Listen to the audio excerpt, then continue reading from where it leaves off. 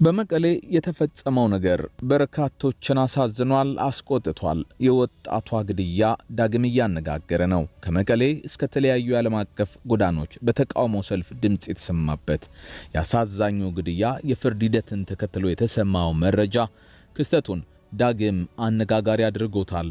በዕለቱ የምንቃኘው ጉዳይ ነው። የኢትዮጵያ መንግስት በርካታ የደህንነት ሰዎች የኢትዮጵያ ህዳሴውን ግድብ እንዲጎበኙ እያደረገ መሆኑ ታውቋል። ከዚህ ጋር በተያያዘ የተሰማውን እንደዚሁም በአፍሪካ ግዙፍ የሆነ የድሮን ትርኢት በአዲስ አበባ ሰማይ ላይ ከሰሞኑ መታየቱን ተከትሎ የጠቅላይ ሚኒስትር አብይ አህመድ ምስል በአፍሪካ ካርታ ይዘት በሰማይ ላይ የታየበት ነገርንም ተከትሎ በዚሁ የአርብ ግንቦት 8 2017 ዓመተ ምህረት ድርጊትና ክንውን ዙሪያ የተሰማ ዝርዝር ነገር አለ። ጋዜጠኛው ኤልያስ መሰረትም በዚሁ ጉዳይ ዙሪያ ትችቱን ሰንዝሯል። ምንድነው ታደምጡታላችሁ። አንዱ ሱዳናዊ ሐኪምን ጨምሮ ከ80 በላይ የጤና ባለሙያዎች በቁጥጥር ስር መዋላቸውን በተመለከተ የተሰማውን በዕለቱ ይዳሰሳል። እስከ ፍጻሜው አብራችሁኝ ቆዩ። ወደ ዝርዝር መረጃዎቹ ነው ማሻገራችሁ። ከመቀሌው ጉዳይ ልጀምር። በመቀሌ የተፈጸመው አሳዛኙና በርካቶችን ያስቆጣው የወጣቷ ግድያ ዳግም እያነጋገረ ነው። ከመቀሌ እስከ ተለያዩ ዓለም አቀፍ ጎዳኖች በተቃውሞ ሰልፍ ድምጽ የተሰማበት ያሳዛኙ ግድያ የፍርድ ሂደትን ተከትሎ የተሰማው መረጃ ክስተቱን ዳግም አነጋጋሪ አድርጎታል። በመቀሌ በማዕከላዊ ፍርድ ቤት በትላንትናው ዕለት የዋለ ችሎት የወጣት ዘውዱ ሀፍቱ ግድያን ለመመልከት ተሰይሞ እንደነበረን የተገለጸው ወጣቷ ከ2 ዓመት በፊት ነሐሴ 13 2015 መኪና በሚነዱ ተጠርጣሪዎች በመቀሌ አዲ ሐቂ ክፍለ ከተማ ደስታ ሆቴል አካባቢ በአሰቃቂ ሁኔታ ለህልፈት የተዳረገች እንስት እንደሆነች ይታወቃል። ግድያው በተፈጸመበት ዕለት በመኪና ውስጥ የነበሩት ሰዎች ወጣቷንና ጓደኛዋን በኃይል ጎትተው ሊያስገቧቸው ይታገሏቸዋል። በዚህም ዘውዱ ሀፍቱ የተባለችውን ወጣት ከጓደኛዋ ነጥሎ ያስቀሯታል። በግብግቡ መካከል በአካባቢው ዙሪያ የነበሩ ሰዎች እንዲረዷቸው ሁለቱም ሴቶች የድረሱልን ጥሪን ያሰማሉ።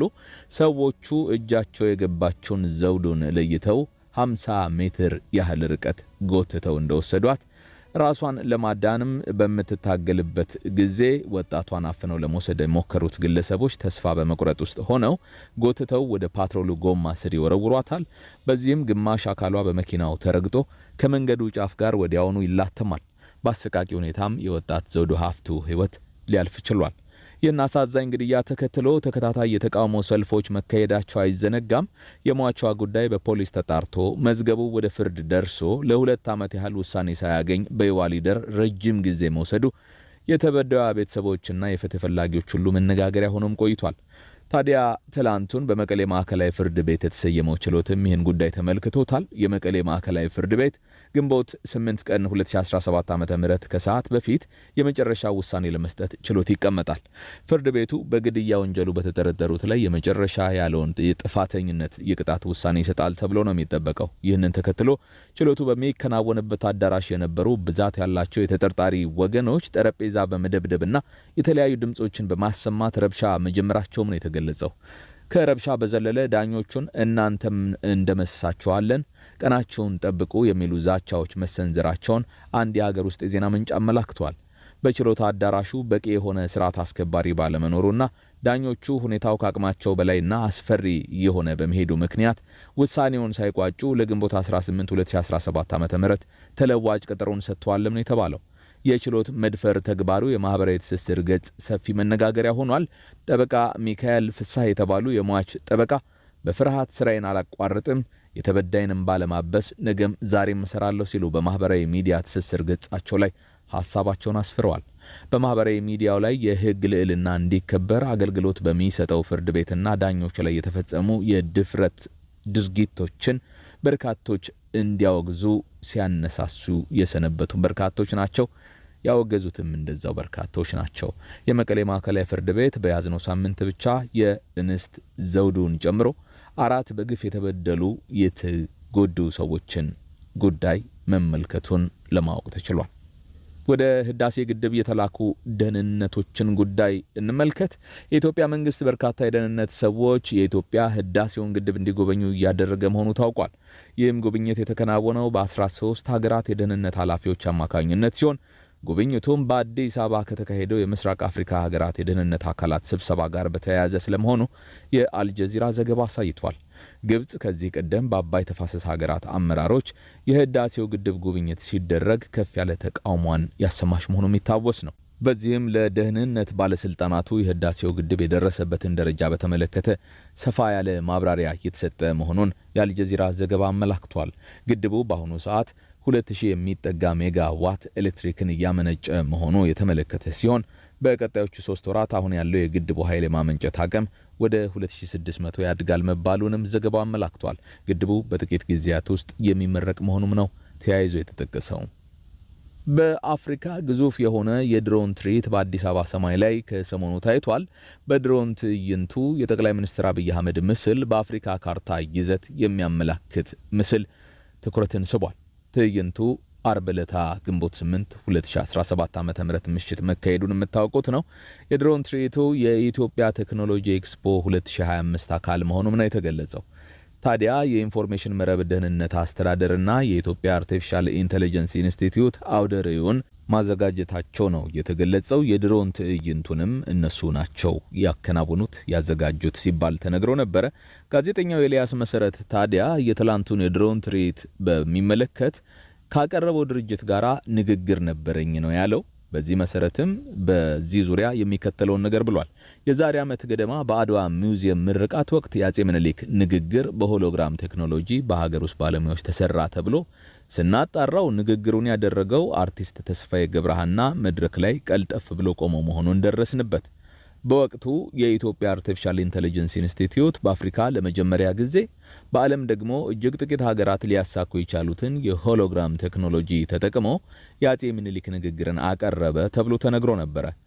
ታዲያ ትላንት የታየውን የድሮን ትርኢት ደግሞ የአርቲፊሻል ኢንተለጀንስ ኢንስቲትዩት እና የኢንፎርሜሽን መረብ ደህንነት አስተዳደር በጋራ ያዘጋጁትና ያቀረቡት መሆኑን ነው የነገሩን። ዜናውን እንደሰማሁ ድርጅቱን ማነጋገር ጀመርኩ ያለው ጋዜጠኛው ኤልያስ መሰረት ሲንጋፖር የሚገኘው MIRS ኢኖቬት የተባለ ተቋም ትርኢቱን ኮንትራት ወስዶ እንደሰራው በግልጽ ነገሩኝ።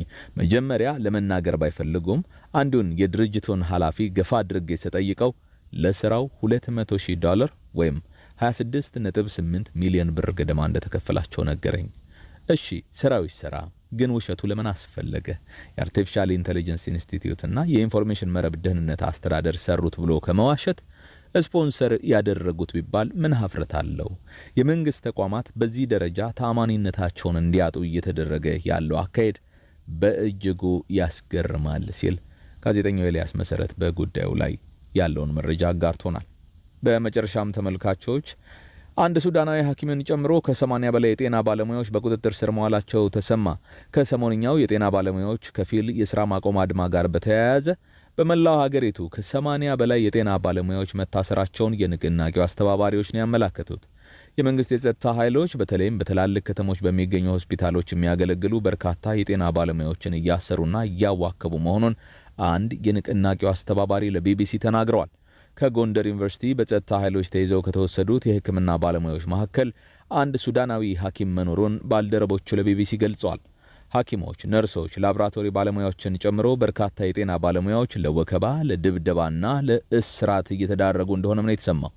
የንቅናቄው አስተባባሪዎች ባሰባሰቡት መረጃ መሰረት በቁጥጥር ስር ከዋሉት ባለሙያዎች መካከል 9 ሴት የጤና ባለሙያዎችም ናቸው።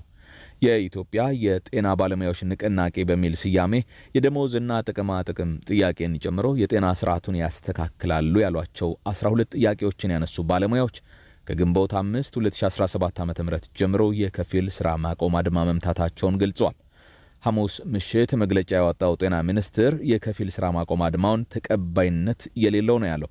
ሚኒስቴሩ እንቅስቃሴውን በሆደ ሰፊነት ሲያዩ መቆየቱን በመጠቆም በስራ ገበታቸው ላይ በማይገኙና ሁከትና ብጥብጥ በሚፈጥሩት የጤና ባለሙያዎች ላይ ህጋዊ እርምጃ እወስዳለሁ ማለቱም ይታወሳል። ይህንን ሚኒስቴሩ ያወጣውን መግለጫ የንቅናቄው አስተባባሪዎች ያልጠበቅነውና ፖለቲካዊ መልክ የያዘ ሲሉ ነው የገለጹት።